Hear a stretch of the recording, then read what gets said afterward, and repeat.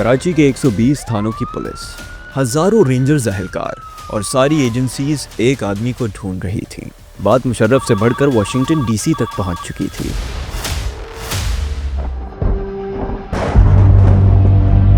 America की तरफ से पाकिस्तान पे शदीद दबाव था कि इस आदमी को रिकवर किया जाए। आलमी मीडिया में उसकी गुमशुदगी के बाद पाकिस्तान की इमेज की धज्जियां उड़ रही थी, लेकिन उसका कोई सुराग नहीं मिल रहा था। उधर दोपहर 1 बजे के आसपास कराची के इलाके हसनाबाद के एक घर के सामने गाड़ी आकर रुकी। यह घर दरअसल एक नर्सरी के बीच बना हुआ था। चारों तरफ गमलों और क्यारियों में तरह तरह के फूल पौधे सजे हुए थे। गाड़ी का दरवाजा खुला, 3 अफराद निकले और सीधे घर के अंदर चले गए। वहां कुछ लोग पहले से उनकी आमद के मुंतजिर थे। उन्होंने अपने मेहमानों को रिसीव किया और छोटे से एक कमरे में ले आए, जहां जंजीरों में जकड़ा एक आदमी पड़ा हुआ था। ये वही शख्स था जिसे पूरे पाकिस्तान की सिक्योरिटी फोर्सेस तलाश कर रही थी। उसकी नज़र नए चेहरों पे पड़ी तो उसे लगा कि शायद उसकी रिहाई का परवाना जारी हो गया है। लेकिन इन नए आने वालों ने एक अजीब हरकत की। अपने सामान से कैमरा निकाला और जंजीरों में जकड़े इस शख्स का इंटरव्यू शुरू कर दिया। वो शख्स था अमरीकी अखबार वॉल स्ट्रीट जर्नल का सहाफ़ी डैनियल पर्ल, जिसकी गुमशुदगी ने दुनिया के एक कोने से दूसरे कोने तक हलचल मचा दी थी। Daniel Pearl's whereabouts. Finding Pearl. Daniel Pearl's. सबकी खबरें देने वाला आज खुद खबर बन चुका था। कैमरे पे उससे चंद सवालों के जवाब रिकॉर्ड कराए गए और फिर एक स्क्रिप्ट पढ़वाकर रिकॉर्डिंग बंद हो गई। पर्ल को छोड़ के बाकी सारे अफराद कमरे से बाहर चले गए और ज़ोहर की नमाज अदा की। उसके बाद तीनों अफराद दोबारा कमरे में दाखिल हुए। दोबारा कैमरा सेट किया गया, लेकिन इस बार पर्ल से कोई बातचीत नहीं की। 4 लोगों ने मिलकर पर्ल को दबोचा और उसकी आंखों पर पट्टी बांध दी। नए आने वालों में से एक शख्स ने अपने सामान में से एक चाकू निकाला और किसी कुर्बानी के जानवर की तरह एक जीते जागते इंसान को ज़िबाह कर दिया। कत्ल के बाद डैनियल पर्ल के जिस्म के साथ वही किया गया जो सऊदी सफारत खाने में जमाल खशोगी के साथ किया गया था। वारदात खत्म होने के बाद तीनों मेहमानों ने अपना सामान उठाया और कुछ कहे बगैर खामोशी से रवाना हो गए। उधर शहर में अभी कोई नहीं जानता था कि जिस शख्स को सब तलाश करने की कोशिश कर रहे हैं उसे कत्ल कर दिया गया है। He is alive or not? $1 million question. लेकिन आखिर ये कातिल कौन थे? ये वो सवाल है जिसका सालों तक जवाब ना मिला। लेकिन आज रफ्तार पे हम इस समेत दीगर सवालों के जवाब से पर्दा हटाएंगे। पाकिस्तान की तारीख के मशहूर तरीन कत्ल केस के कुछ अनसुने अकाउंट्स आपके सामने लाएंगे। लेकिन ये बातें ऐसी होती हैं जो कई लोग चाहते हैं पोशीदा रहें, और ऐसी ही बातों को आपके सामने लाने की सज़ा कभी हमें मन घड़त केसेस और कभी गिरफ्तारियों की सूरत में अदा करनी पड़ती है। आप अगर हमारे काम में अपना हिस्सा डालना चाहते हैं, सच सामने लाने की कोशिश में अपना किरदार शामिल करना चाहते हैं, तो हमें पेट्रियन पे ज़रूर सपोर्ट कीजिएगा।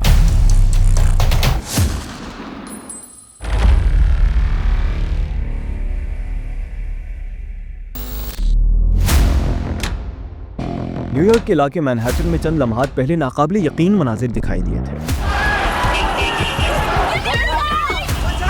हजारों मील दूर इंडिया के सूबे बिहार में बैठा डैनियल पर्ल टेलीविजन स्क्रीन पे ये मंजर देख रहा था। खौफ और दहशत उसके चेहरे पे नुमायां थी। स्क्रीन पे दिखने वाले मनाजिर नाकाबिले यकीन थे। लोग 10 फुट की बुलंदी से मौत की आगोश में छलांग लगा रहे थे। ट्विन टावर्स से शोले दहक रहे थे, धुएं के बादल उठ रहे थे, और फिर अमरीकी इंजीनियरिंग का ये मास्टरपीस किसी कागज की इमारत की तरह जमीन बोस हो गया। खौफ और दहशत के बीच ये मंजर देखकर पर्ल की जर्नलिस्टिक इंस्टिंक्ट बेदार हो चुकी थी। उसके जहन में सवालात का एक तूफान बरपा था। न्यूयॉर्क अमरीकी एम्पायर का दिल था। वर्ल्ड ट्रेड सेंटर अमरीकी एम्पायर की इकोनॉमिक पावर और हेजेमनी का सिंबल था। किसकी इतनी हिम्मत कि दुनिया की ताकतवर तरीन सुपर पावर के दिल पे वार करे? ये वो सवाल था जिसका जवाब अमरीका के हर सहाफती इदारे को मतलूब था, और वाकई के चंद घंटों बाद हर इदारे ने अपने रिपोर्टर्स को इसके जवाब की तलाश में लगा दिया था। डैनियल मशहूर अमरीकी अखबार वॉल स्ट्रीट जर्नल का साउथ एशिया ब्यूरो चीफ था। इस वाकई के चंद घंटों में उसे वॉल स्ट्रीट जर्नल के अमेरिकन ऑफिस से फ़ोन आया और इस स्टोरी को इन्वेस्टिगेट करने के अहकामात मिले। अगले ही रोज़ पर्ल अपनी बीवी मैरियन के साथ इस्लामाबाद चला आया, लेकिन पर्ल के सवालात न्यूयॉर्क में होने वाले एक वाकये के मुताल्लिक थे। जवाब की तलाश उसे पाकिस्तान के कैपिटल इस्लामाबाद क्यों लेकर आई? पर्ल के जहन में पाकिस्तान के मुताल्लिक क्या खदशात थे? ये जानने के लिए हमें पहले डैनियल पर्ल से आपका तारुफ कराना होगा। हु किल्ड डैनियल पर्ल से पहले हु वॉज डैनियल पर्ल जानना बहुत ज़रूरी है।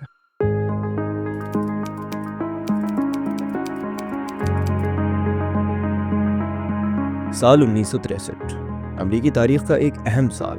उसी साल में अमरीकी सियाहफाम आबादी के हुकूक की जद्दोजहद करने वाले मार्टिन लूथर किंग ने अपनी तारीख साज I have a dream speech दी। तारीख में पहली मर्तबा अमरीका के सदर कैनेडी को दिन दहाड़े कत्ल कर दिया गया। तारीख का धारा मोड़ने वाले इन वाक़यात के दौरान न्यू जर्सी के इलाके प्रिंसटन में मौजूद एक अमरीकी यहूदी घराने में बेटे की विलादत हुई। नाम रखा गया डैनियल पर्ल। पर्ल के वालिदैन इब्तदाई तौर पे इसराइल में रहते थे, जहां उनकी मुलाकात हुई। शादी के बाद वो अमेरिका चले आए। डैनियल ने बचपन अमेरिका में गुजारा। इब्तदाई तालीम मुकम्मल करके पर्ल ने 1985 में स्टैनफोर्ड यूनिवर्सिटी से बैचलर्स की डिग्री हासिल की। पर्ल की डिग्री तो फ़लसफ़े में थी, लेकिन बैचलर्स के दौरान उसका सहाफ़त की तरफ रुझान पैदा हुआ और उसने यूनिवर्सिटी लेवल पे एक न्यूज़पेपर छापना शुरू कर दिया। He started a newspaper at Stanford, which is still in existence. It's called The Commentator. And possibly that was the experience that tilted him into journalism. Eventually he decided he wants to be a journalist. ये video देखिए। ये cold war के उरूज का ज़माना था, जब दुनिया की दोनों सुपर पावर्स के दरमियान दूसरी जंग अजीम से शुरू होने वाली सर्द जंग एक फैसला कुन मोड़ पे आ चुकी थी। They don't know what else that they can do. इसी दौरान डैनियल पर्ल सोवियत यूनियन में बैठकर वहां मौजूद सोवियत नाक़दीन के इंटरव्यूज रिकॉर्ड कर रहा था। इस वीडियो में पर्ल का इंटरनेशनल अफेयर्स की तरफ रुझान भी जाहिर होता है, जो आगे जाके मजीद नुमायां हुआ। सोवियत यूनियन से वापसी पे पर्ल ने चंद साल बर्कशायर ईगल्स जैसे छोटे लोकल अखबारों से अपनी सहाफ़ती करियर का आगाज़ किया। वो तरक्की करता गया और 1990 में मशहूर अमरीकी अखबार वॉल स्ट्रीट जर्नल ने उसे बतौर रिपोर्टर मुलाजमत दी थी। लेकिन यहाँ वो रुका नहीं। उसके कॉलीग्स बताते हैं कि Pearl was a hit from the beginning. जल्द ही उसे वॉल स्ट्रीट जर्नल के लंदन ब्यूरो में पोस्ट किया गया, जहां उसे मिडल ईस्ट के खित्ते की बीट मिली। And Pearl stepped up to the challenge. He had a reputation here in the U.S. as Danny of Arabia because in his coverage of the Middle East, people knew him as a guy who wrote about Islamic culture all the time, had a great deal of sympathy for Iran. Iran के अलावा Perl ने Kuwait, Saudi अरब और तुर्की में भी वक्त गुजारा। वो इस खित्ते की सियासत से लेकर सकाफत तक मुआशरे के हर पहलू को अपनी कवरेज में शामिल करता। 1999 में पर्ल की एक क्यूबन नजात खातून से शादी हुई और फिर ज़िंदगी में एक और बड़ी तब्दीली आई। पर्ल को वॉल स्ट्रीट जर्नल के साउथ एशिया ब्यूरो चीफ बनने की पेशकश हुई। पर्ल ने इस ऑफर को कबूल किया। नए सदी के आगाज़ के साथ पर्ल एक नई ज़िंदगी का आगाज़ करने जा रहा था। साल 2000 में पर्ल और उसकी बीवी मैरियन इंडिया के शहर मुंबई शिफ्ट हो गए। एक साल तक पर्ल रूटीन की स्टोरीज पे काम करता रहा, लेकिन फिर सितंबर 2001 में 9/11 का वाक़या पेश आया। अगले ही दिन पर्ल ने मुंबई एयरपोर्ट से फ़्लाइट पकड़ी और चंद घंटों के सफ़र के बाद कराची एयरपोर्ट पर टचडाउन किया। जी हाँ, उस वक्त पाकिस्तान और इंडिया के दरमियान डायरेक्ट फ़्लाइट्स बहाल थीं। वो और बात है कि चंद महीने बाद दिसंबर में दोनों ममालिक के दरमियान गर्मा गर्मी का आगाज़ होते ही परवाज़ें दोबारा मुअत्तल कर दी गईं। अब बहरहाल अब पर्ल कराची पहुंच चुका था, लेकिन स्टोरी के इस हिस्से पे पहुंचकर मुझे अंदाज़ा हुआ कि यहाँ कोई चीज़ मिसिंग है। देखिए, 9/11 के वाक़े को अभी लगभग 24 घंटे हुए थे। पूरी दुनिया शौक में मुब्तला थी। अमरीकी हुकूमत ने अभी तक किसी को इस हमले का जिम्मेदार नहीं ठहराया था। खासकर उसामा बिन लादेन और अलकायदा का कोई तस्करा नहीं था। किसी को नहीं मालूम था कि अफगानिस्तान में मौजूद एक अरब जिहादी शख्सियत से इस हमले के ताने बाने जोड़े जाएंगे और उसकी मौजूदगी को जवाज़ बनाकर अमेरिका अफगानिस्तान पे जंग नाजिल करेगा। डैनियल पर्ल भी ये बात नहीं जानता था। वो एक सहाफ़ी था जो 9/11 की स्टोरी इन्वेस्टिगेट कर रहा था। पाकिस्तान या अफगानिस्तान का रुख करने से पहले लाजिम था कि उसके पास ऐसी मालूमात होती जिससे 9/11 का अलकायदा पाकिस्तान और अफगानिस्तान का कनेक्शन बनता हो। इसका मतलब था कि पर्ल के पास एक्सक्लूसिव मालूमात थी, लेकिन ये एक्सक्लूसिव मालूमात मुहैया करने वाला एक्सक्लूसिव सोर्स कौन था? मैंने इस सवाल पे गौर किया। पहले डैनियल पर्ल की अहलिया की लिखी हुई बायोग्राफी में जवाब तलाश किया, नहीं मिला। फिर बाकी डॉक्यूमेंट्रीज और आर्काइव्स में जवाब ढूंढा, नहीं मिला। लेकिन फिर एक दिलचस्प बात पता चली।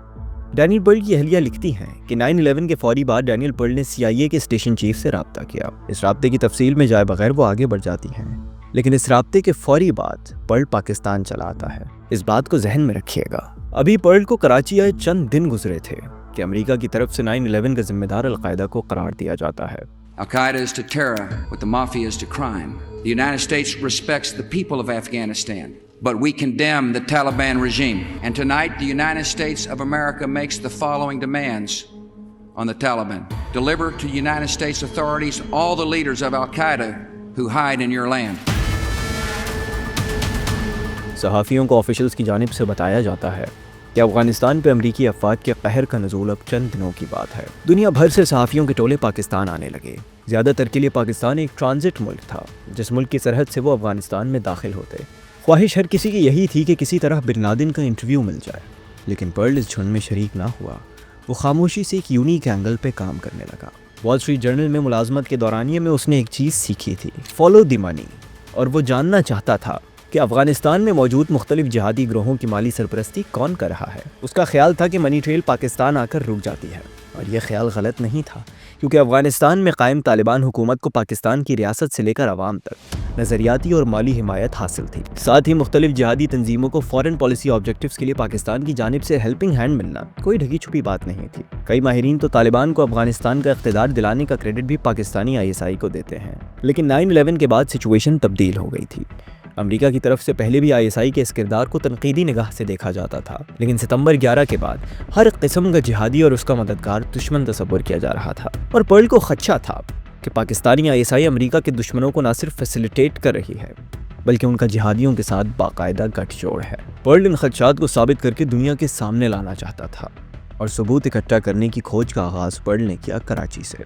अभी उसे कराची में चंद दिन ही गुजरे थे कि उसे अमेरिका में मौजूद एक सोर्स का पैगाम आया। उस आदमी का नाम था मंसूर एजाज, एक पाकिस्तानी नज़जात अमरीकी बिजनेसमैन, जिसकी पाकिस्तानी मिलिट्री इस्टेब्लिशमेंट और अमरीकी डीप स्टेट दोनों के साथ बेहतरीन मरासिम थे। पर्ल जानता था कि मंसूर एजाज उसको पाकिस्तानी जिहादी लैंडस्केप के अहम तरीन कैरेक्टर्स तक रसाई दिला सकता है। मंसूर एजाज का पैगाम था कि पर्ल फौरी इस्लामाबाद पहुंचे, जहां मंसूर ने पर्ल की एक अहम शख्स से मुलाकात तय कराई थी। ये एक ऐसा आदमी था जो ISI और जिहादियों के दरमियान ताल्लुक की एक चलती फिरती मिसाल थी। ISI से मेजर के ओहदे पर रिटायर हुआ था, लेकिन साथ ही उसामा बिन लादेन के हल्का खास में शुमार किया जाता। गुर्बत का यह आलम था कि उसामा ने उसके कहने पर नवाज शरीफ से मदीना में एक खुफिया मुलाकात भी की थी। उसका नाम था खालिद ख्वाजा। खालिद ख्वाजा पे आप हमारी स्टोरी अलग से यहाँ देख सकते हैं, लेकिन अभी पर्ल की स्टोरी पे वापस चलते हैं। पर्ल मंसूर एजाज का पैगाम सुनते ही इस्लामाबाद के लिए रवाना हो चुका था। इस्लामाबाद में उसे लोकल सहाफ़ियों के एक फंक्शन में मदऊ किया गया था, जहां उसकी मुलाकात हुई पाकिस्तान के मशहूर सहाफ़ी एजाज सैयद से। SDPI का एक सेमिनार था, वहाँ पर डैनियल पर्ल आए थे और वहाँ पे मेरी उनसे बातचीत हुई। डैनियल पर्ल से मेरी बात हो रही थी, तो उन्होंने बताया कि वो खालिद ख्वाजा से मिलने जा रहे हैं, और मैंने भी इनफैक्ट उन्हें बताया कि खालिद ख्वाजा बड़े अहम हैं, तो उन्होंने कहा कि वो ऑलरेडी उनसे मिलने जा रहे हैं। तो डैनियल पर्ल इनके घर गए थे। उस वक्त इनका घर हुआ करता था G10 में, और वहाँ पर डैनियल पर्ल की इनसे मुलाकात हुई थी। I got him an interview with the counselor of Taliban, so he did interview him in front of me, and I asked somebody to help him out. So I think most of his contacts which he got in Pakistan were through me. और ऐसा ही था। ख्वाजा के जरिए Perl के लिए मतलूब लोगों के दरवाजे खुलते चले गए। चंद दिनों में उसकी स्टोरीज वॉल स्ट्रीट जर्नल में शाये होने लगी।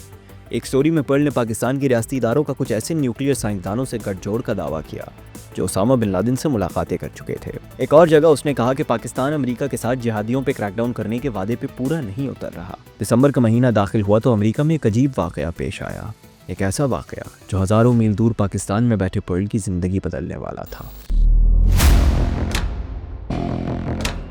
पेरिस के एयरपोर्ट से एक परवाज़ ने टेक ऑफ किया। मंजिल थी अमेरिका का शहर मायामी। टेक ऑफ का मरहला मुकम्मल हुआ और जहाज़ हवा में स्टेबल हुआ तो अचानक पैसेंजर्स ने एक अजीब मंजर देखा। एक शख्स अपनी सीट से उठा और नीचे झुककर अपने जूतों को टटोलने लगा।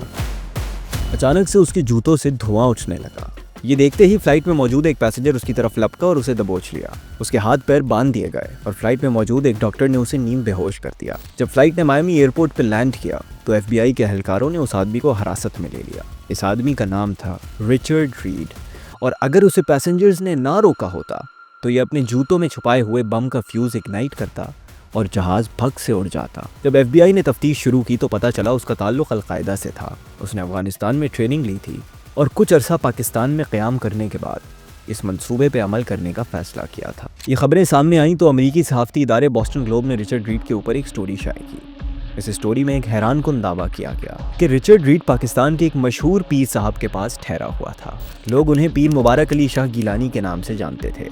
माजी में पीर साहब का ताल्लुक जिहादी तंजीमों से भी रहा था और इसी बुनियाद पे इस स्टोरी में पीर साहब पे रिचर्ड रीड का सहूलतकार होने का खदशा जाहिर किया गया। इस्लामाबाद में बैठे पर्ल की जब इस खबर पे नज़र पड़ी तो वो चौंक उठा। उसने खोज लगाई तो पता चला पीर साहब के जिहादी हल्कों समेत पाकिस्तानी इस्टेब्लिशमेंट से भी गहरे मरासिम है। बस फिर क्या था, इस खबर के जरिए पर्ल को पाकिस्तानी इदारों और जिहादियों के दरमियान गठजोड़ को साबित करने का सुनहरी मौका दिखाई दिया और उसने फैसला किया कि पीर गिलानी का एक एक्सक्लूसिव 1-on-1 इंटरव्यू किया जाए। लेकिन मसला ये था कि पीर गिलानी आज से पहले कभी मीडिया पे नहीं आए थे। वो एक पुरस्कार आदमी थे। पर्ल उनसे राब्ते की कोशिश में मुसलसल नाकाम हो रहा था। पीर गिलानी तक पहुंचने का एक ही रास्ता था और ये रास्ता खालिद ख्वाजा से होकर गुजरता था। खालिद ख्वाजा पीर गिलानी के खास लोगों में शामिल थे। इसी कुर्बत को देखते हुए पर्ल ने ख्वाजा से दरख्वास्त की कि वो पीर गिलानी का इंटरव्यू करवाए। I said he will not be available. Sorry. He was just requesting to me again and again. I said, look, Daniel, when I'm telling you something, just listen to it. He is not willing to come for an interview. लेकिन Perl ने हार नहीं मानी, बल्कि इस इनकार के बाद उसने पीर गिलानी तक पहुंचने के लिए मुतबादिल रस्तों की तलाश शुरू कर दी। ये तलाश रंग लाई। पर्ल के लोकल फिक्सर सहाफ़ी आसिफ फारूकी ने अपने जहादी सोर्सेज से पीर गिलानी के किसी मुरीद से रब्ता कराने को कहा था। बशीर नामी आदमी से पर्ल का रब्ता कराया गया। मुलाकात का वक्त तय हुआ और 11 जनवरी के दिन पर्ल की बशीर से रावलपिंडी के अकबर होटल में मुलाकात हुई। बशीर पीर गिलानी का मुरीद था और पर्ल इसके जरिए पीर साहब तक पहुंचना चाहता था। बशीर से मिलकर पर्ल अपनी हैरानगी ना छुपा सका। वो एक जवान आदमी था जो London school of economics attend कर चुका था। फरफर अंग्रेजी बोलता। पर्ल उससे मुतासिर हुए बगैर ना रह सका। चंद घंटों की मुलाकात के बाद बशीर ने पर्ल को यकीन दिलाया कि वो पीर गिलानी से दरख्वास्त करेगा कि वो पर्ल को इंटरव्यू दें। साथ उसने कहा कि वो चंद दिनों में ईमेल पर रब्ता करेगा। पर्ल खुशी खुशी वापस इस्लामाबाद चला आया। पहली दफ़ा उसे महसूस हुआ कि वो पीर गिलानी के करीब पहुंच रहा है। वो इस बात से बिल्कुल बेखबर था कि उसके साथ बड़ी महारत से एक खेल खेला जा रहा है। बशीर नामी ये शख्स दरअसल बशीर नहीं था, बल्कि दुनिया भर की इंटेलिजेंस एजेंसीज की हिटलिस्ट पे मौजूद एक खतरनाक मिलिटेंट था। पीर गिलानी के इंटरव्यू का झांसा देकर वो पर्ल को कहीं और फंसाना चाहता था। शिकारी जाल बिछा रहा था और शिकार बेखबर होकर उस जाल में चला आ रहा था। बशीर का असल नाम था अहमद उमर सईद शेख, एक ब्रिटिश पाकिस्तानी जिसने लंदन स्कूल ऑफ इकोनॉमिक्स में दाखिला लिया, लेकिन फिर सेशन के बीच में यूनिवर्सिटी छोड़कर बोस्निया चला गया। बोस्निया में मुसलमानों का कत्लेआम हो रहा था और दुनिया खामोश तमाशाई बनी हुई थी। ये देखकर उमर बोस्निया के मुजाहिदीन के साथ शामिल हुआ और यहाँ से उसकी ज़िंदगी का रुख तब्दील हो गया। बोस्निया में जहाद इख्तिताम को पहुंचा तो उमर सईद शेख हरकतुल मुजाहिदीन में शामिल हो गया। ये तंजीम कश्मीर जहाद में सरगर्म थी और उमर सईद शेख इस प्लेटफॉर्म से इंडिया में सरगर्म हो गया। जल्द ही वो किडनैपिंग ऑपरेशंस के माहिर के तौर पे उभरा। बीच में भारतीय जेल की हवा भी खाई, मगर फिर मशहूर ज़माना कंधार हाईजैक के नतीजे में रिहा होकर दोबारा पाकिस्तान आ गया। उमर सईद शेख में मजीद तफसील जानना चाहते हैं तो आप हमारी ये डॉक्यूमेंट्री देख सकते हैं। रिहाई के बाद ये उमर की पहली बड़ी कार्रवाई थी। पर्ल से मुलाकात के 10 दिन बाद 21 जनवरी की सुबह को वो कराची पहुंचा। एयरपोर्ट पे एक साथी उसका मुंतज़िर था। ये था सलमान साकिब। अफगानिस्तान में उसकी उमर सईद शेख से एक जिहादी ट्रेनिंग कैंप में मुलाकात हुई थी और उसके बाद दोनों राब्ते में रहे थे। सलमान साकिब ने उमर को रिसीव किया और एयरपोर्ट से लेकर उसे अपने एक रिश्तेदार के घर लाया, जहां से उमर ने अपने एक और साथी मिलिटेंट से रब्ता किया। उस मिलिटेंट का नाम था अमजद फारूकी। ये कंधार हाईजैक के मास्टरमाइंड्स में शामिल था। उमर जानता था कि उसके कराची के लोकल मिलिटेंट नेटवर्क्स में ज़बरदस्त कॉन्टैक्ट्स हैं और अमजद ने इस ऑपरेशन में उसकी मदद करने की हामी भरी थी। रब्ता हुआ तो अमजद ने उमर को स्टूडेंट बिरयानी पहुंचने की हिदायत दी। वहां पर उमर की मुलाकात हुई लश्कर जंगवी से ताल्लुक़ रखने वाले आसिफ रमजी से, जिसने उसको अपने बॉस अताउर रहमान से कनेक्ट किया। उमर ने अताउर रहमान को 50,000 रुपए दिए और उससे कहा कि अगवा किए हुए शख्स को कैद करने के लिए किसी मुकाम का बंदोबस्त किया जाए। यूं मंसूबे के एक हिस्से की प्लानिंग मुकम्मल हो गई। इसके बाद उमर ने आदिल नामी शख्स के साथ रब्ता किया। वो स्पेशल ब्रांच का कांस्टेबल था, लेकिन खुफिया तौर पे हरकतुल मुजाहिदीन में शामिल था। उमर से मुलाकात हुई तो आदिल ने उसके साथ काम करने की हामी भरी। आदिल ने अगवा के बाद अताउर रहमान से पर्ल की तस्वीर लेनी थी, जो फिर वो ऑपरेशन में शामिल तीसरी टीम के हवाले करता, जो इन तस्वीर को आगे रिलीज करती। तीसरी टीम के लिए उमर को IT के एक्सपर्ट्स की तलाश थी। 22 जनवरी के दिन सलमान साकिब अपने कज़न को लेकर उमर के पास पहुंचा। उमर की फुप्पो के घर उन तीनों की मुलाकात हुई। उसने 2 कागज़ के टुकड़े उनके हवाले किए, साथ पैगाम दिया कि जब आदिल उन्हें पर्ल की तस्वीरें दे तो तस्वीरें और पैगाम दोनों सहाफ़ियों को ईमेल कर दी जाएं। अब मंसूबा तैयार था। इन सिंपल वर्ड्स, पर्ल को अगवा करके अताउर रहमान के हवाले किया जाता। वो उसकी तस्वीरें उतारता और आदिल के हवाले करता, जिन्हें आदिल फिर सलमान साकिब और उसके कज़न के हवाले कर देता। ऑपरेशन की तैयारियां मुकम्मल थीं। अब शिकार ने जाल में खुद चलकर आना था। उमर पर्ल से बजरिया ईमेल राब्ते में था और फिर 22 जनवरी के दिन उमर ने इस्लामाबाद में बैठे पर्ल को खुशखबरी सुनाई। ईमेल में उसने कहा कि पीर गिलानी उससे 23 की रात शाम 7 बजे मुलाकात करने के लिए तैयार हैं। ईमेल पढ़ के पर्ल उसी रोज़ अपनी बीवी के साथ कराची चला आया। कराची में वो वॉल स्ट्रीट जर्नल की कॉलीग असरा नुमानी के घर पे ठहरे। 23 जनवरी की सुबह कराची के एक लोकल सहाफ़ी पर्ल को लेने के लिए असरा नुमानी के घर पहुंचे। इन साहब का नाम था अफजल नदीम टोकर और ये कराची में पर्ल के फिक्सर के तौर पे काम कर रहे थे। एसोसिएटेड प्रेस का यहाँ कराची में ऑफिस था, तो मैं उनके लिए भी काम करता था। तो इसी तरह चूँकि wall Street journal associated press का ही एक इदारा है, तो वॉल स्ट्रीट जर्नल से रिलेटेड जो जर्नलिस्ट आए थे उन दिनों, डैनियल पर्ल, तो वो उनकी मेरे साथ जो है वो ज़िम्मेदारी लगाई गई कि मैं उनके साथ वो असिस्ट कर रहा था उनको। उसमें हमने क्या करना था कि कहीं उन्होंने विज़िट करना है किसी जगह पे, वो विज़िट हम कराते थे उनको, या किसी जगह पर उन्होंने मीटिंग्स करनी है पुलिस ऑफिशियल से, गवर्नमेंट ऑफिशियल से, तो वो मीटिंग्स उनके साथ हमने करानी होती थी। पर्ल ने एक आज़ाद आदमी की हैसियत से अपने आखिरी दिन का एक बड़ा हिस्सा डोगर साहब के साथ गुजारा था, लेकिन इसके बावजूद किसी भी डॉक्यूमेंट्री या किताब में डोगर साहब ने अपना अकाउंट शेयर नहीं किया। आज पहली मर्तबा हम आपको उनका फर्स्ट हैंड अकाउंट सुना रहे हैं। जनवरी की सुबह डोगर साहब ने पर्ल को असरा नोमानी के घर से पिक किया और रवाना हो गए। शाम 7 बजे पीर गिलानी से मुलाकात थी, मगर उससे पहले पर्ल को कुछ और मुलाकातें करनी थी। मैं 10 बजे उनके पास पहुंचता था, वहां से फिर मैं उनको पिक करके हम पूरे दिन की लाइनअप हुई होती थी, मीटिंग्स वगैरह जो जिससे मिलना होता था। तो उस दिन का स्पेशली हमने एक दिन पूरा जो रखा था वो कराची एयरपोर्ट के लिए रखा था, जैसे कि मैंने बताया। ये मैं लास्ट डे की बात कर रहा हूँ आपसे। तो लास्ट डे हम लोग वहाँ से निकले और शारा फैसल से वही एयरपोर्ट पहुँचे। उनके पास ये इन्फॉर्मेशन थी डैनियल पर्ल के पास कि रिचर्ड है वो कराची भी आया था। इस सिलसिले में वो चाह रहे थे कि किसी इमिग्रेशन के जो कंसर्न अथॉरिटीज़ हैं उनसे ये डिटेल सारी वेरीफाई कर सके। रिचर्ड जो है वो किस डेट को पाकिस्तान आया था या कराची आया था, तो कराची से कब गया। कराची एयरपोर्ट पे जो उस वक्त इमिग्रेशन के डिप्टी डायरेक्टर थे, जुल्फ़कार शाह गालिबन नाम था, उनसे मैंने उनकी जो है वो मुलाकात करवाई थी। इस दरमियान डोगर साहब ने पर्ल की एक और ख़ास बात नोट की।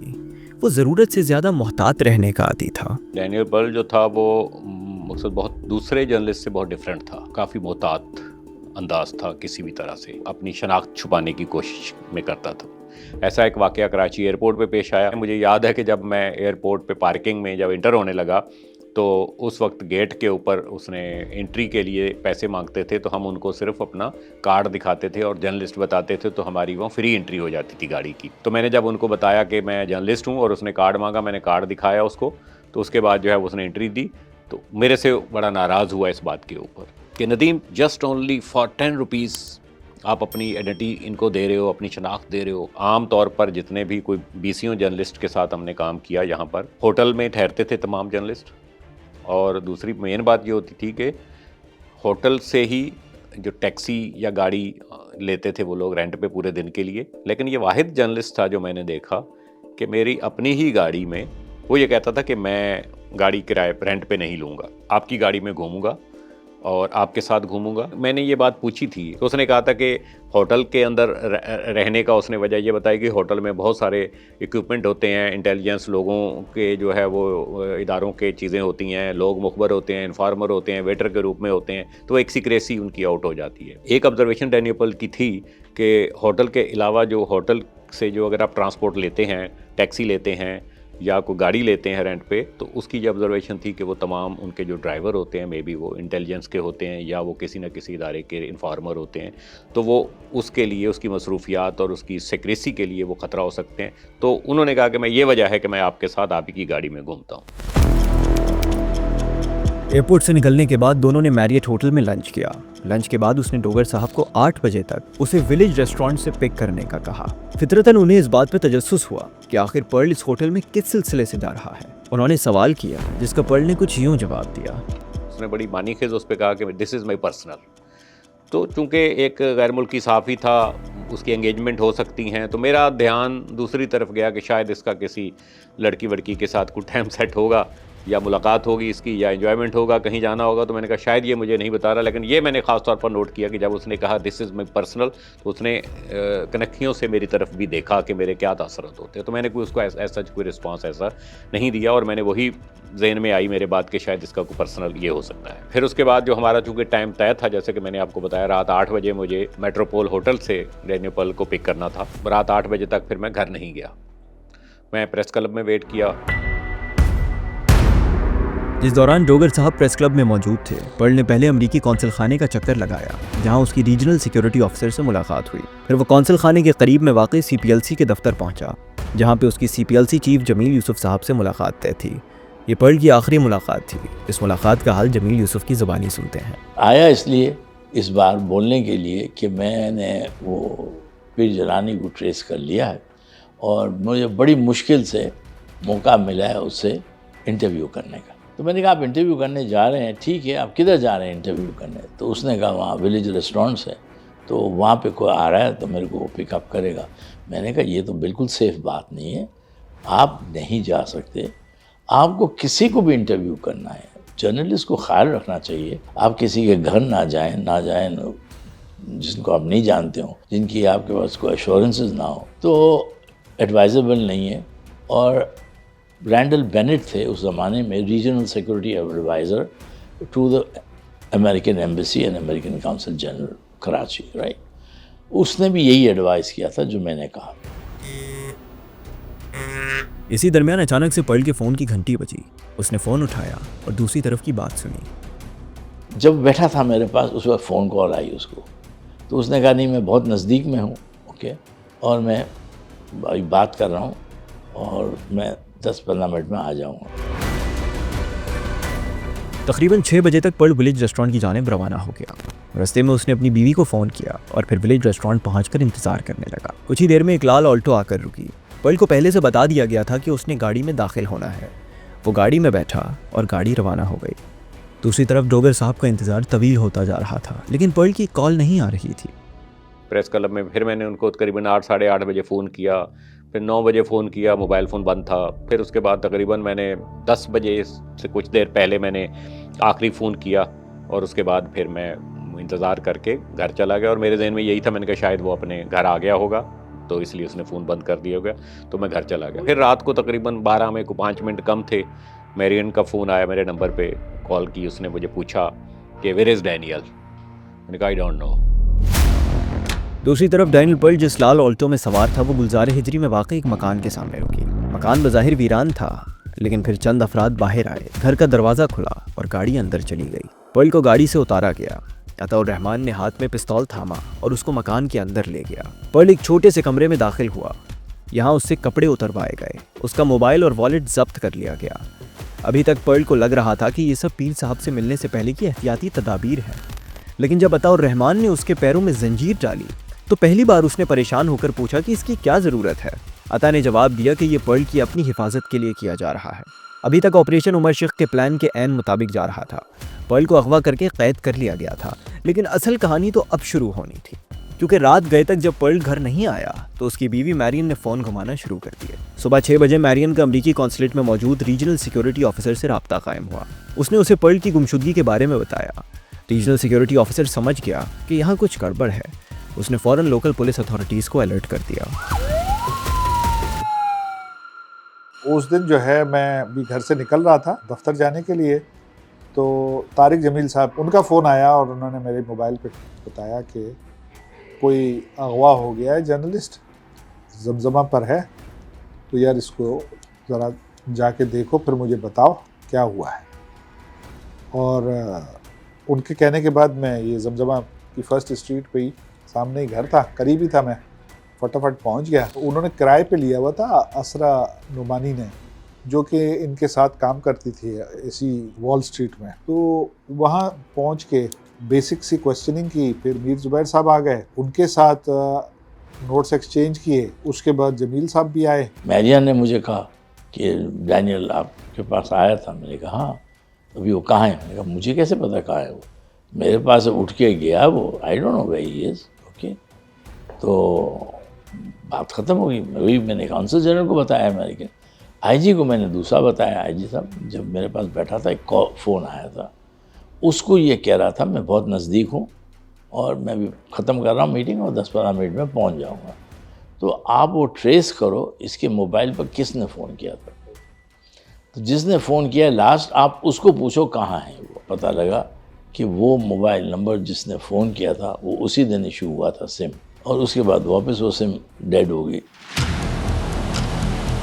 ये वही शख्स था जिसने पर्ल को विलेज रेस्टोरेंट से पिक किया था, लेकिन चूंकि सिम एक दिन पहले इसी काम से इशू हुई थी तो इस आदमी को ट्रेस करना नामुमकिन था। ये एक डेड एंड था। लेकिन फिर जमील यूसुफ साहब ने एक और काम किया। उसकी जो फ्रेंड थी जो वहाँ रहती थी, मेरी उसके बात हुई आसरा से। आसरा ने कहा he's got his laptop and मैंने कहा let's open it and see. Daniel की जो एक बात अच्छी थी जो हेल्प की हमको डिटेक्शन में आगे जाने में, हर चीज़ जो है वो अपने लैपटॉप में डालता था, किसको मिला, क्या हुआ, कितने बजे आया, कितने बजे गया। हम उसमें से डेटा निकालना शुरू किया। दोस्त अली बलोच और जमील यूसुफ ने पर्ल और उमर सईद की ईमेल्स पढ़ी। वो समझ गए कि पर्ल इस वक्त उमर शेख की कस्टडी में मौजूद होगा, लेकिन अभी तक इन्हें कोई ऐसा सिरा नहीं मिला था जिसे पकड़ के वो उस तक पहुंच सकें। दूसरी तरफ एक रात जंजीरों में गुजारने के बाद पर्ल समझ गया था कि वो फंस गया है। अगली सुबह जब उसके अगवाकार नाश्ता लेकर आए तो उसने कहा कि मुझे एक कॉल करनी है। जवाब में एक अगवाकार ने उसे एक जोरदार ठोकर रसीद की। इस ठोकर से वो ये पैगाम देना चाहता था कि अब पर्ल उनके रहमो करम पे है। अगवाकारों ने पर्ल की चंद तस्वीरें उतारी। मंसूबे के मुताबिक अताउर रहमान ने यह तस्वीर आदिल के हवाले की, जिसने आगे सलमान साकिब को दे दी।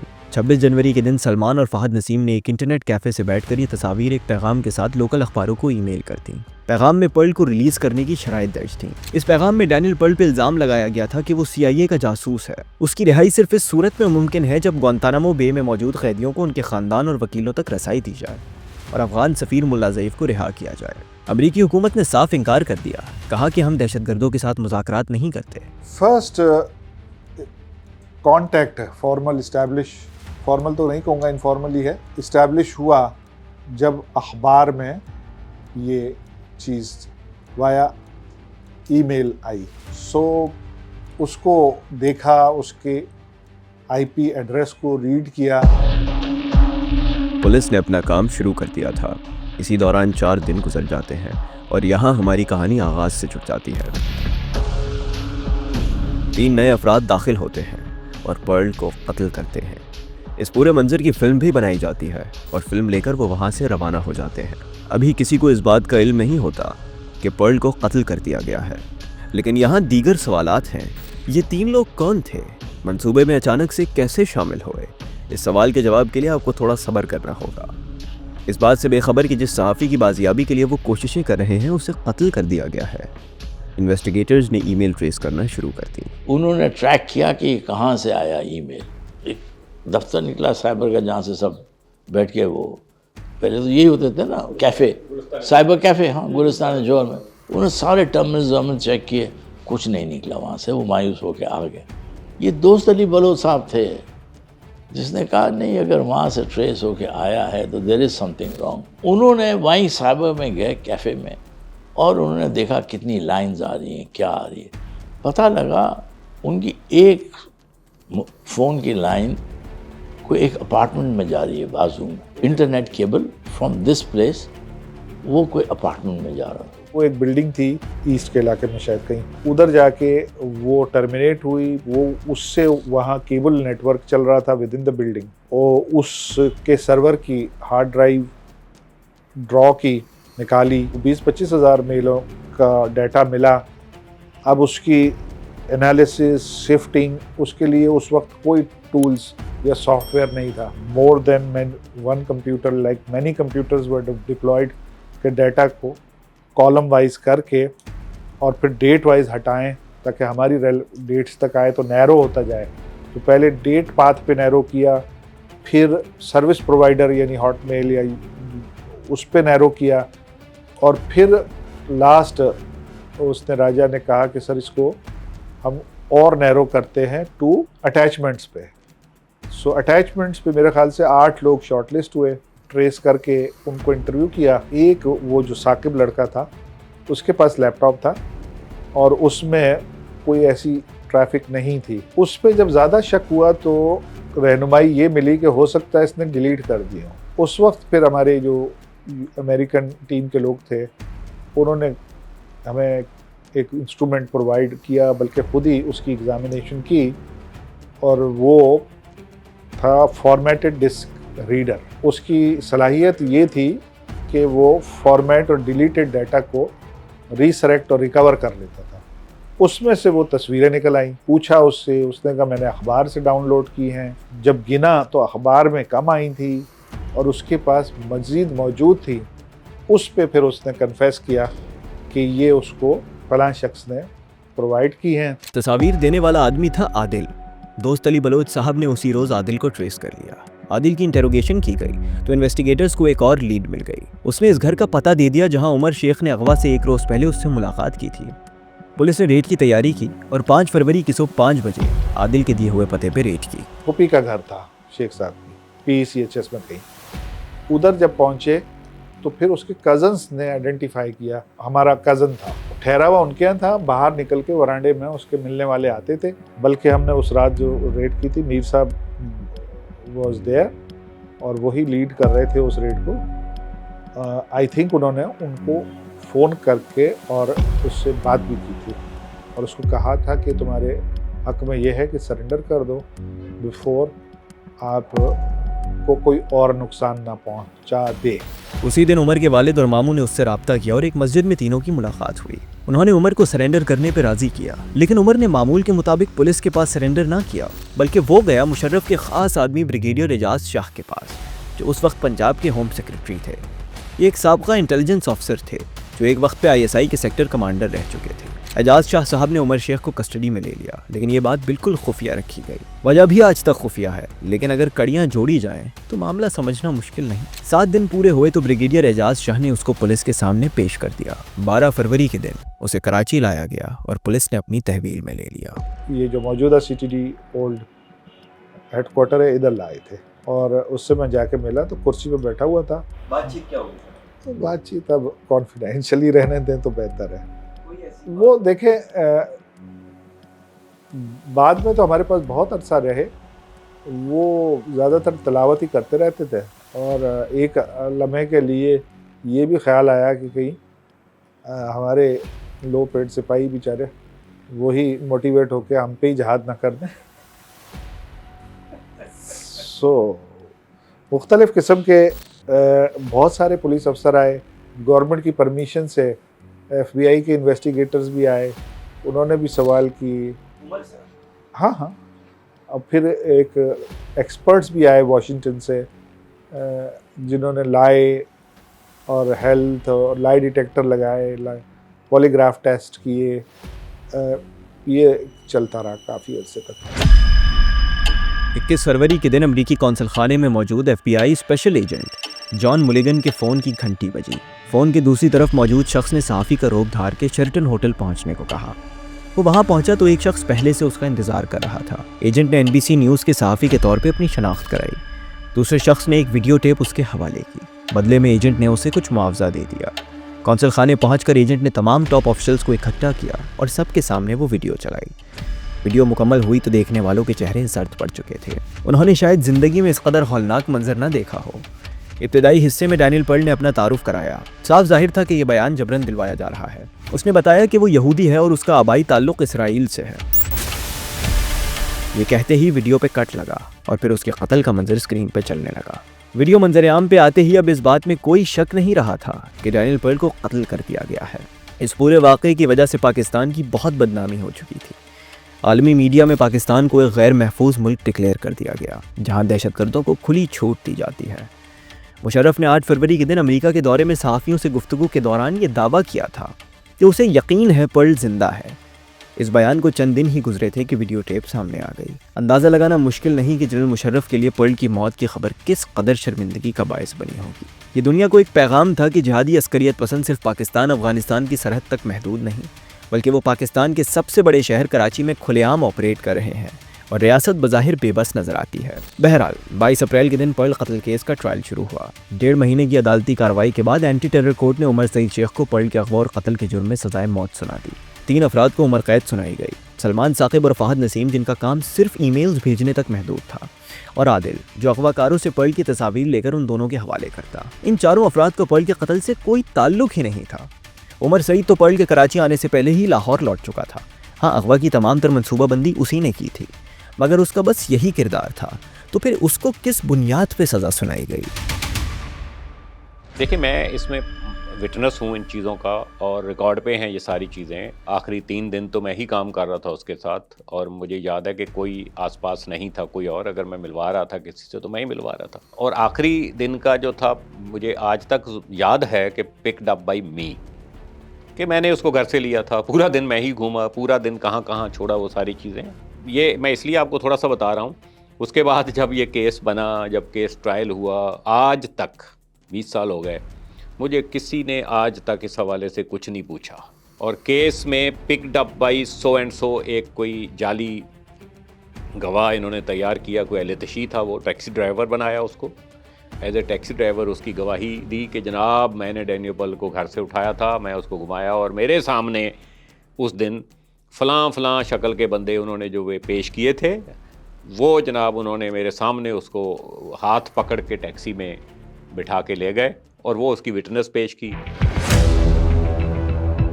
असरा नुमानी की पर्ल प्रोजेक्ट इन्वेस्टिगेशन के मुताबिक इस टैक्सी ड्राइवर का नाम नासिर अब्बास था। पुलिस को दिए हुए बयान में उसने कहा कि जब तक वो वहां मौजूद था पर्ल की किसी से कोई बात ना हुई, लेकिन जब उसे अदालत में पेश किया गया तो उसने कहा कि एक वाइट करोला वहां आकर रुकी। लेकिन यहाँ पुलिस से एक और गलती हुई, क्योंकि कुछ अरसे बाद एक अस्करियत पसंद पकड़ा गया जिसने इकरार किया कि वो उस जगह का चौकीदार था जहाँ पर्ल को रखा गया था। ये था जैश मोहम्मद का फजल करीम, जिसकी इन्फॉर्मेशन पर पुलिस ने बाद में पर्ल की बॉडी भी रिकवर की थी। उसने बताया कि पर्ल को एक रेड ऑल्टो में लाया गया था। फजल करीम के बयानात की रोशनी में नासिर अब्बास की गवाही बेमानी हो जाती, लेकिन शायद इसीलिए उसको कभी केस में शामिल ही नहीं किया गया, बल्कि जिस पुलिस अफसर के ज़िम्मे ये केस लगाया था वो कई सालों तक फजल करीम को छुपाता रहा ताकि उसका बयान अदालती कार्रवाई का हिस्सा ना बन सके। लमसम वो इनाम था 32 करोड़ रुपए पाकिस्तानी उस वक्त बनता था। अब तमाम एजेंसीज या तमाम जो इदारे थे या उस वक्त की CID थी या पुलिस थी, वो तमाम जो है वो हर तरफ से हर बंदा इस पे बाजी ले जाने के लिए कूदा हुआ था। मंजूर मुगल जो थे उस वक्त CTD में थे, उन्होंने इस केस को अपने अंदाज से टैकल किया। मैं समझता हूँ कि कराची की तारीख का कोई बदतरीन अंदाज से ये इन्वेस्टिगेशन हुई कि इतना गंदा केस मैं नहीं समझता। जल्दी मैं पहले सोचता था कि पता नहीं क्या जल्दी थी इन लोगों को, अब समझ में आ रहा है कि वो बुनियादी तौर पर वो जल्दी पैसे की थी। 32 करोड़ रुपए की एक रकम वो सामने आ रही थी और इन्होंने जनाब उस वक्त के IG थे सैयद कमाल शाह, उनसे मिलके इन्होंने एक बहुत उजलत में एक चालान बनाया।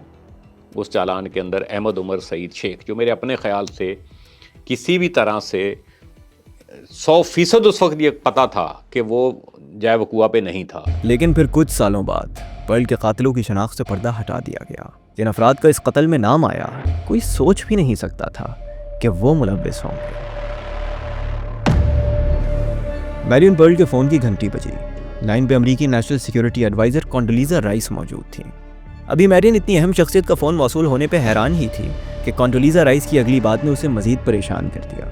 उसका कहना था कि 9/11 अटैक्स का मास्टरमाइंड खालिद शेख मोहम्मद ही दरअसल डैनियल पर्ल का भी कातिल है। मैरियन जानती थी कि पर्ल के असल कातिल नहीं पकड़े गए थे। पाकिस्तानी कोर्ट्स ने जिन लोगों को सज़ा सुनाई थी उनका पर्ल के कत्ल से कोई ताल्लुक ना था। कॉन्डोलीज़ा राइस ने उसकी बात को दुरुस्त साबित किया था। अमरीकियों ने खालिद शेख मोहम्मद को गिरफ्तार करने के बाद वेन मैचिंग टेक्नोलॉजी के जरिए उसकी पर्ल के कातिल के तौर पर निशानदेही की थी। आपको याद होगा कि कत्ल की वीडियो में किसी शख्स का चेहरा नहीं दिखाई दिया था, लेकिन जब कातिल ने पर्ल को ज़िबाह किया तो उसकी कलाई देखी जा सकती थी। जब FBI ने इस फुटेज पर गौर किया तो कातिल की कलाई पे एक नस बहुत वाज़ेह थी। जब खालिद शेख मोहम्मद को तहवील में लिया गया तो उसने इकरार किया कि उसने डैनियल पर्ल को कत्ल किया था। ये इकरार उसने शदीद टॉर्चर सहते हुए किया था, इसलिए इस क्लेम को मज़ीद इन्वेस्टिगेट किया गया। वेन मैचिंग टेक्नोलॉजी इस्तेमाल में आई। कातिल की कलाई पे मौजूद नस खालिद शेख मोहम्मद की कलाई से मैच कर गई। खालिद शेख मोहम्मद ने बताया कि जनवरी 2002 के महीने में उसे अलकायदा के इजिप्शियन ऑपरेटिव सैफुल आदिल का फ़ोन आया। उसने बताया कि कराची में कुछ जिहादियों ने एक अमरीकी यहूदी सहाफ़ी को अगवा कर लिया है, लेकिन उनकी समझ में नहीं आ रहा कि अब उसके साथ क्या किया जाए। सैफ ने खालिद को मशवरा दिया कि वो इस सहाफ़ी का काम तमाम कर दे। साथ ही खालिद को पता चला कि पर्ल रिचर्ड रीड के पाकिस्तानी सहूलतकार को ढूंढ रहा है। पर्ल जो अरसे से पीर गिलानी के पीछे पड़ा हुआ था, इस बात से नावाकिफ था कि खालिद शेख मोहम्मद रिचर्ड रीड का पाकिस्तानी कॉन्टैक्ट था। इसीलिए जनवरी के आखिरी दिनों में खालिद शेख मोहम्मद ने सऊद मेमन से रब्ता किया। पर्ल को जिस मकान में रखा गया था, ये शख्स उस प्रॉपर्टी का मालिक था। खालिद शेख मोहम्मद के मुताबिक उसने सऊद मेमन को एक ख़ास रकम अदा की। सऊद उसे पर्ल के पास लाया और फिर 1 फरवरी के रोज़ उसको कत्ल कर दिया गया। 2007 से 8 में जब ये बयानात पब्लिक में आने लगे तो उमर शेख के वकला ने इसको बुनियाद बना के उमर की सज़ा में नरमी का मुतालबा किया। 2020 में सिंध हाई कोर्ट ने उमर शेख की अपील मंजूर करते हुए सज़ाए मौत मुस्तरद कर दी। उसको अगवा के जुर्म में 7 साल कैद सुनाई गई, लेकिन चूंकि वो 18 साल जेल काट चुका था, इसीलिए 2021 में सुप्रीम कोर्ट ने उसकी रिहाई के अहकामात जारी कर दिए। बज़ाहिर उमर शेख की रिहाई और खालिद शेख मोहम्मद को बतौर कातिल नामजद करने के बाद ये केस हमेशा के लिए बंद कर दिया गया, लेकिन कई सवालात ऐसे हैं जो आज तक मौजूद हैं। क्या पर्ल वाकई CIA या मोसाद के लिए काम कर रहा था, या फिर एक मासूम सहाफ़ी था जो दहशतगर्दी की भेंट चढ़ गया। जिन 7 दिनों में उमर सईद को ISI की खुफिया तहवील में रखा गया, इसके पीछे क्या मकसद था?